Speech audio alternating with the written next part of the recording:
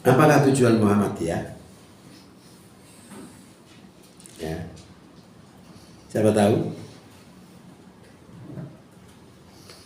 Siapa gurunya Muhammadiyah? Harus hafal itu. Amun, Bapak Amun. Tujuan Muhammadiyah menegakkan dan menjunjung tinggi agama Islam sehingga terwujud masyarakat Islam yang sebenar-benarnya. Menegakkan dan menjunjung tinggi artinya agama gak dijunjungin enggak. Agama yang gak rupo ya. Artinya dilakoni gitu. Ya, agama dilakoni sehingga terwujud masyarakat Islam yang sebenar-benarnya. Masyarakat Islam sebenar-benarnya juga mengandung multi tafsir. Akhirnya masyarakat Islam sebenar-benarnya akhirnya bisa nanti tujuannya menggunakan hukum Islam. Kan begitu ya? Nah, tapi di Muhammadiyah yang terkait dengan politik Islam itu tidak dipakai. Nah, yang memakai siapa? Memakai memperjuangkan itu namanya HTI, Hizbut Tahrir. Itu bergerak memperjuangkan syariat Islam murni. Tapi kemudian diberantas. Kenapa diberantas? Karena tidak sesuai dengan aturan Indonesia. Yang tidak sesuai dengan aturan Indonesia itu juga belum tentu Islam, belum tentu tidak Islam maksudnya. Ya hanya tidak sesuai dengan undang-undangnya saja. Kalau kita mengaji di dalam Quran itu, memang di dalam Quran itu tidak menjelaskan orang Islam harus mendirikan negara bentuknya khilafah, enggak. Bentuknya kerajaan juga enggak. Bentuknya republik juga enggak. Tapi yang diperintahkan oleh Allah adalah untuk menerapkan hukum Islam. Tapi di Muhammadiyah tidak digunakan yang berpolitik seperti itu. Dia tetap mengikuti politik praktis.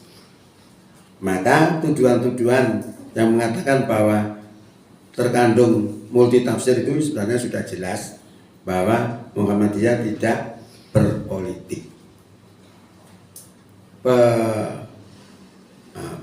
Orang-orang Muhammadiyah boleh berada di partai manapun, itu namanya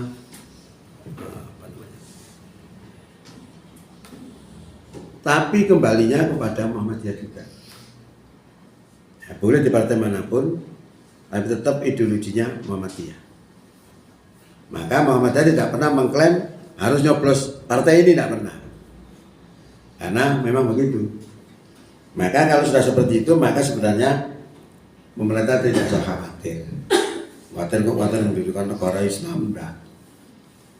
Ya, tapi kalau di dalam apa yang dipahami oleh HTI memang begitu. HTI itu sendiri demokrasi tidak mau. Makanya dia tidak pernah mencalonkan DPR. Karena dianggap itu bukan Islami. Gitu ya. Tapi kalau saya lihat dalam Quran itu perintah itu memang tidak menentukan bentuk. Tapi yang ditentukan adalah satu, kalau milih pemimpin harus orang beriman. Yang kedua, siapa tidak menggunakan hukum Allah, kafir, zalim, fasik. Berarti harus menggunakan hukum Allah. Ada gini, dalam Quran cuma agak keras, tapi orang-orang Muhammadiyah agak setuju. Dalam Quran surat 5 ayat 44 kira-kira. Wa man lam yahkum bima anzalallahu faulaika humul kafirun. Barang siapa yang tidak berhukum dengan apa yang Allah turunkan, berarti tidak berhukum dengan Quran. Faulaika mongko wong kang kaya mengkono-mengkono iku humul kafirun, wong kafir. Quran ini. Ayat yang kedua, wa man lam yakum bima anzalallahu faulaika humud dzalimun. Sapane wong kang ora ngukumi karo apa kang Allah turunkan, faulaika humud dzalimun, maka wong kang kaya mengkono iku wong sing zalim. Orang satu. Wa man lam yakum bima anzalallahu faulaika humul fasikun. Sapane wong kang ora ngukumi kelawan apa kang Allah turunno, maka mereka itu adalah orang-orang yang fasik. Dengan ayat ini dan ditambah ayat yang lain masih ada lagi sebenarnya banyak. Menunjukkan kepada kita tuntutan menggunakan hukum Islam. Maka kalau secara akidah yang dilakukan HTI ya jadi juga salah. Cuma kalau bentuknya harus khilafah memang tidak ada kejelasan. Tapi tuntutan hukum Islam wajib. Tetapi yang seperti itu akan menyalahi undang-undang negara. Maka ketika diterapkan ya bertabrakan dengan negara. Tapi kalau tidak diterapkan bertabrakan dengan Islam. Nanti jadi orang Islam itu jadi wangil di Indonesia ini. Nek ngelakoni Islam sing temen berhadapan dengan negara. Nek menjadi warga negara sing apik temen berhadapan dengan Islam. Maju kena, mundur kena. Nah ini dibutuhkan ilmu yang namanya apa itu hukum yang substansinya sama itu, qiyas. Dibutuhkan ilmu qiyas. Supaya apa? Supaya kita itu melanggar tapi tidak melanggar. Misalnya kalau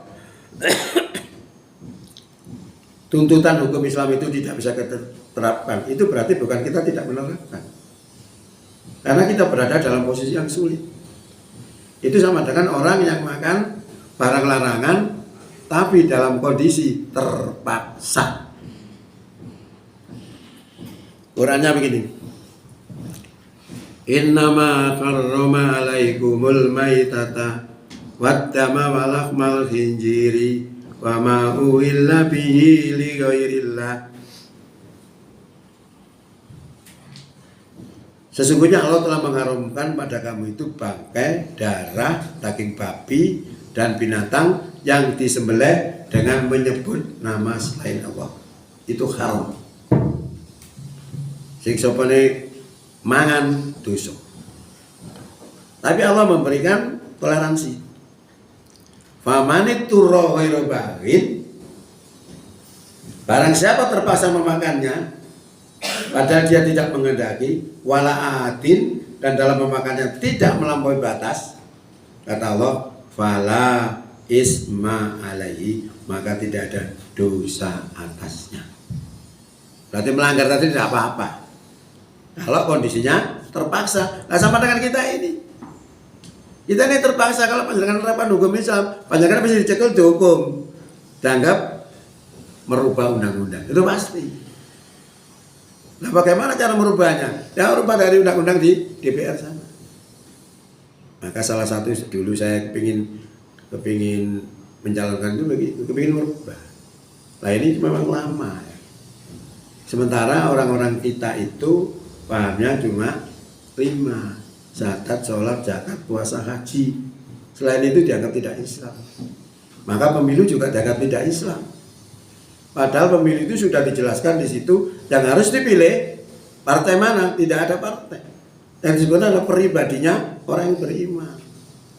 Nah orang beriman itu omongnya hati ini dan perbuatannya cocok. Nah omongnya hati ini cocok tapi perbuatannya gak cocok, itu dianggap tidak beriman.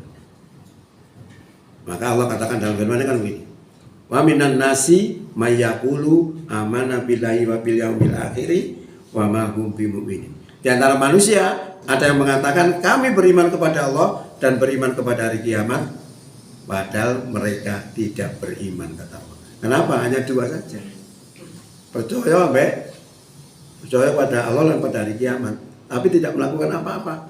Wa ma hum bimumin. Mereka tidak beriman.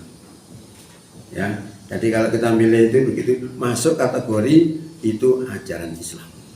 Hukum-hukum sebenarnya harus menggunakan aturan Islam. Tapi karena kita berada di suatu negara yang tidak menunjang hukum Islam, maka kita gunakan ilmu qiyas. Jadi kalau kita menerima itu tadi seperti orang yang makan barang larangan dalam kondisi terpaksa, tidak berdosa. Tapi jangan makan barang haram terus. Lepas dari barang haram, makanlah ayam. Nah, supaya kita tidak makan barang haram terus, itulah perjuangan kita. Nah, bagaimana memperjuangkan Islam itu? Salah satunya adalah memahamkan orang bahwa Islam itu tidak seperti yang dipahami oleh kebanyakan orang Islam lainnya, hanya 5 item, syahadat, sholat, zakat, puasa, haji saja. Tapi Islam itu lebih kompleks. Karena Allah berfirman, ya ayyuhalladzina amanu udkhulu fis silmi kafah. Orang beriman, masuklah kamu ke dalam Islam secara keseluruhan. Wala tatabi'u khutuwati syaiton, dan jangan kamu ikuti langkah-langkah setan. Sesungguhnya setan itu adalah musuh yang nyata bagi kamu. Pak Mun, perang jamnya. Cukup tambah? Bisa tambah? Kurang.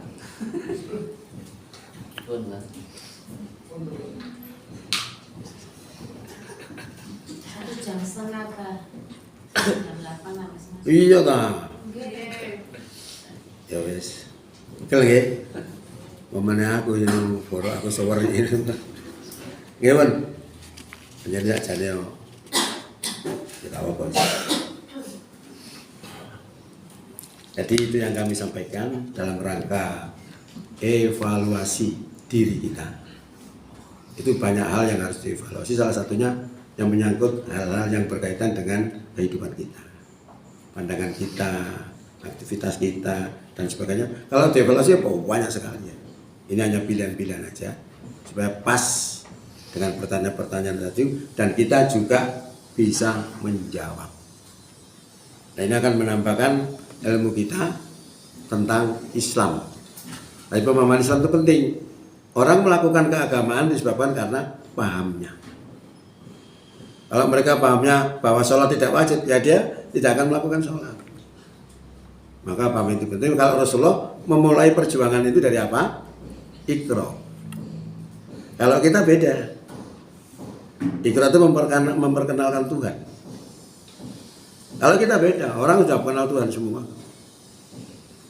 Nah, apa dari kita? Nah, ini adalah dilihat dari bagaimana perjuangan Rasulullah seperti itu adalah mengkonter pandangan orang-orang tentang Allah. Nah, kalau kita di Indonesia mungkin beda, di Rusia beda, di Amerika beda, di Australia beda, tergantung masalah yang dihadapinya. Nah, kepandaian inilah yang menyebabkan Islam sukses bisa terjadi. Nanti belum lagi kita ngomong misalnya, Islam berkuasa terus ya apa agama-agama yang lain. Seperti menuduh umat Islam itu dituduh akan menindas. Nah, pertanyaan itu sebenarnya punya pernyataan menyudutkan, artinya kalau umat Islam berkuasa nanti agama yang lain ditindas. Itu provokatif. Nah, orang seperti itu kita sudah tahu gak ngerti Islam.